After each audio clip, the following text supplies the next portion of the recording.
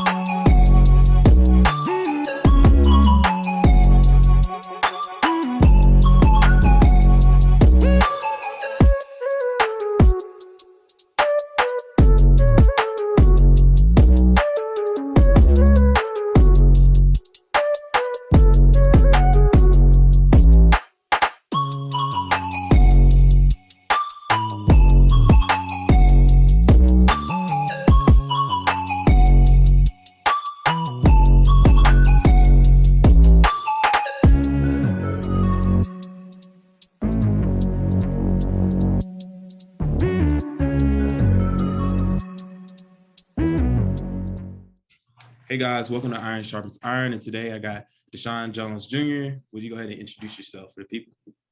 I'm a DB, Princeton commit, and I'm a senior from Sierra Canyon. Okay, man.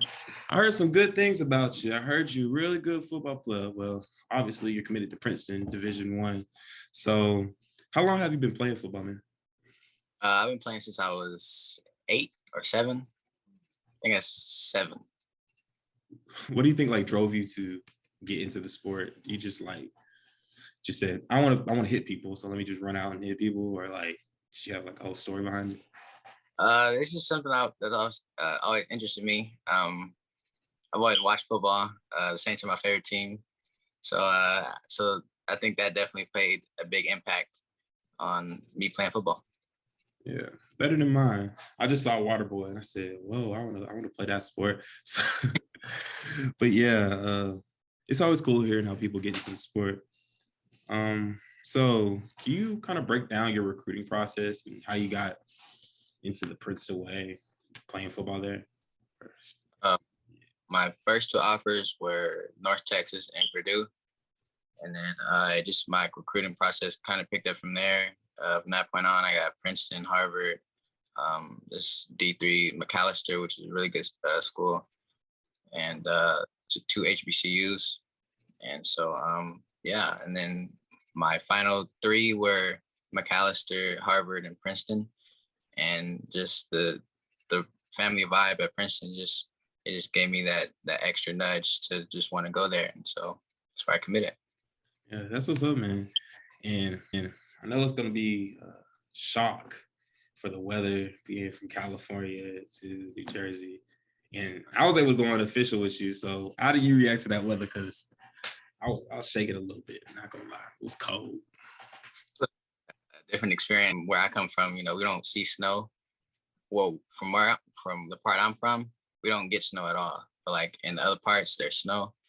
But it was 0 degrees or something like that out there. It's something I've never experienced, so it was definitely a shock, but I'm prepared for it, I think. Yeah, man, because I stepped out that hotel room, I was my hands were already burning. I'm dang, but so what part of California are you from again? I'm from Pacoima, California. Can you talk about what it's like out there? Just growing up?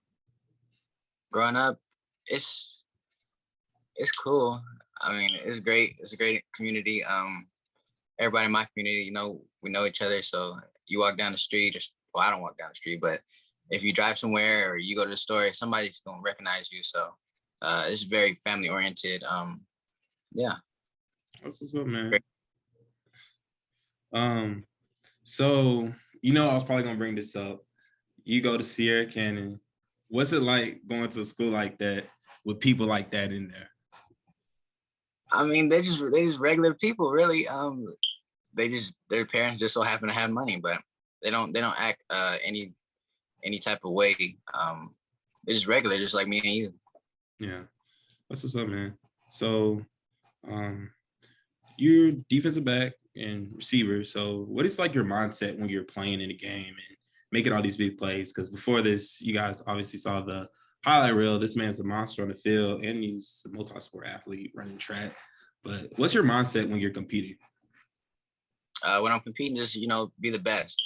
Every time I step onto the field, I just perform at the best of my abilities. I've always had this mindset of, don't let other people take food off your plate, and so that just really drives me and into wanting to be the best and in training and working hard.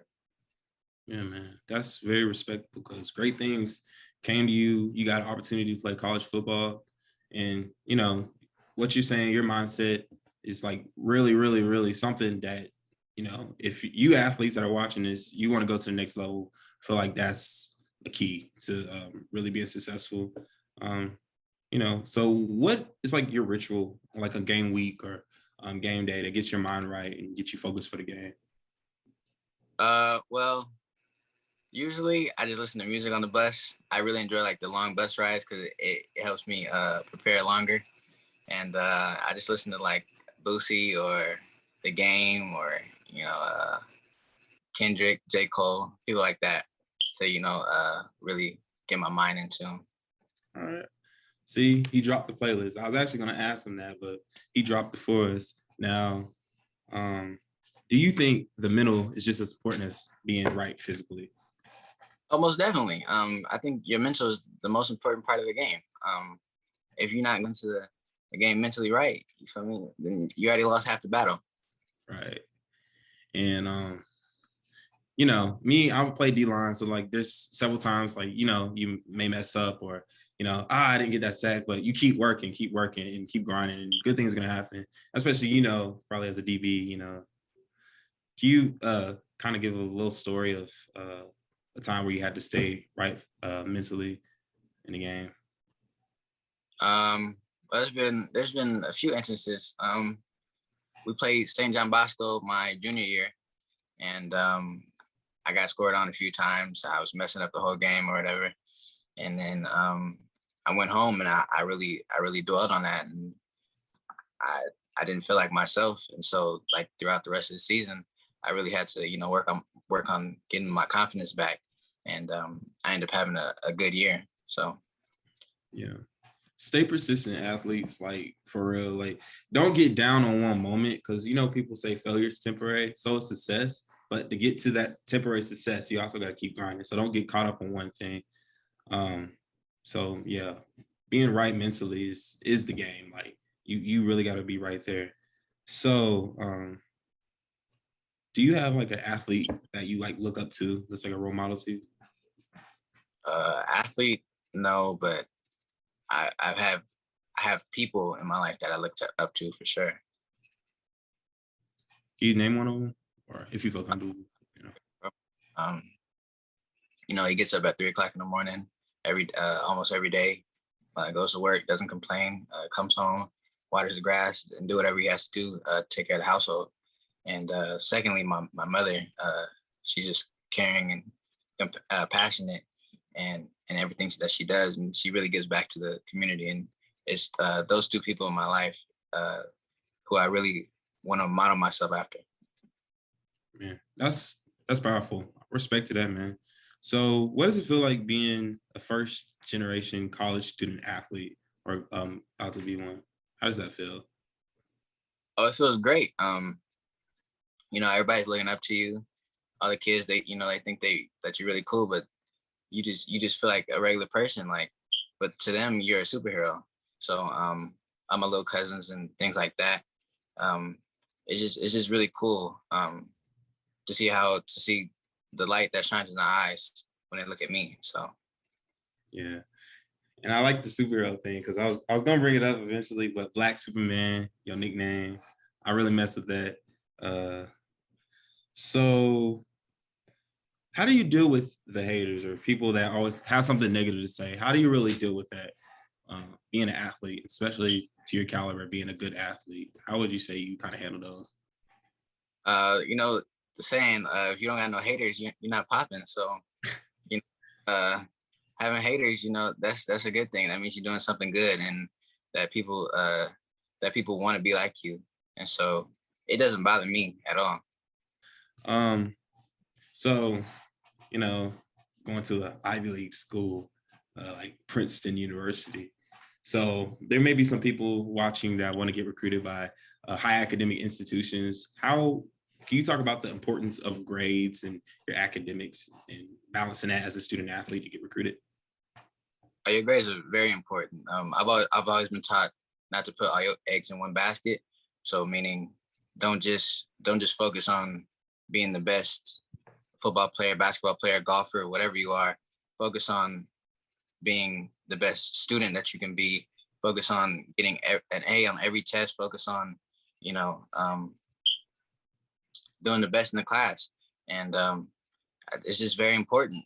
Without my grades and me being taught that academics is really important, I wouldn't be where I'm at today. So Yeah, academics are really important because the I don't know if you guys realize this, but one of the first things these college coaches look at is your transcripts and grades. So if you want to go to a high academic school, have your grades right, and also work hard because they don't want no. They don't want no scrap athletes. I'm gonna just say that. So you kind of balance the two. That was kind of don't settle for mediocrity either. right. Okay. So, you're moving around, you're busy running track, being a football player, and also preparing for like another sport in collegiate level. What keeps you motivated during all this? What keeps me motivated? My little brother for sure. Just seeing for me to set the bar so high and to keep continuing doing what I'm doing, it just really motivates me. To see him strive to want to be like me, or not to want to be like me, to be even better than me. So it just really motivates me. And every time I work out, or if I'm on my last rep or something like that, and it's really hurting or something like that, and I really have to push, that's what I think about. I think about my little brother, my family, and everything they've done for me. So Okay, that's what's so cool. What's your off season like football workouts like? What you doing off season to grind? well, right now I'm doing track, and I'm solely focused on track right now. But after track, I'm going to continue working out with my DB coach from Sierra Canyon, and we'll just work on footwork and getting out of breaks fast and efficient. So you're a defensive back, and um, defensive backs typically kind of have this persona, being very flashy, like being kind of flamboyant. You know what I'm saying? So, what is like your game day drip? Like, what you gonna be wearing on the field? Well, I gotta have the long socks. Scrunch them up. The knee pads gotta be over my knees if the ref's not tripping. But if the ref's tripping, then I gotta pull them, abide by the rules. Some custom cleats I've worn my past few games, and for sure some arm sleeves and a visor. But yeah. And gloves. Snazzy on the field, man. Let me see. So, what is some advice to really get your name and your film out there? And also, just recruiting, like camping and 707s. Do you think that's necessary for a defensive back? Well, to get your name out there, I would just say, just do the best on the field, or on and off the field. Go on Twitter and make your Twitter account. Hit all the coaches up, and the worst thing they can do is not respond. But all you need is that one coach to believe in you and respond. So, 7-on-7 for a DB for sure. But camping, it's a lot of politics that go into it. So, I don't think that important. I mean, it's important, but you have to be wary of what camps you go to. And about these camps, you got to be wary because you will go to some camps and you just basically wasting your money. But then some camps, like if hit up your coaches that are going to be at that camp before you go to that camp a lot of times so they can actually watch you, because there's nothing worse than spending $140 on a camp just to break sweat and just waste your time and money. So, beware on that. So, I remember you telling me you like math. So, can you talk about like your interest in college, major wise? For sure, engineering. I don't know what field yet though, but engineering for sure. Has math always came easy to you? Uh, in high school, these last few years, it hasn't been challenging, but it's been more challenging than it has been in the past. Okay. I know you did some stuff in the community. Can you talk about how what you did and how also that's very important for school scholarships and being a well-rounded person aside from just being strictly athlete or strictly academic? Well, my mom, she organized like a toy drive, and so a bunch of people donated money to help give the kids. This is around Christmas time. Give the kids toys, and so we organized the toys and we put them in bags and things like that. And we went around my community and we handed them out to the kids, and just to see the smile on my face, it really brings joy into your life. Okay, Deshaun, this is the big question, man. Mhm. Where can you see yourself in the future? Well, I see myself being a millionaire for sure. Somewhere, a big house, nice cars, a good family. Hopefully in California, but the way the taxes are set up out here, man, I don't know. But yeah. But anyways, there's a lot of good things going for Deshaun. Thank you for joining this little interview and talking with us. Man, thank you for joining Iron Sharpens Iron. This was lit. This was a lit little interview. He told you some things and just take some advice. You got any last words for the people? Just continue to be good people. Just live your life to the fullest and have no regrets. All right. Well, thank you for interviewing with me, and I'll see you guys next time.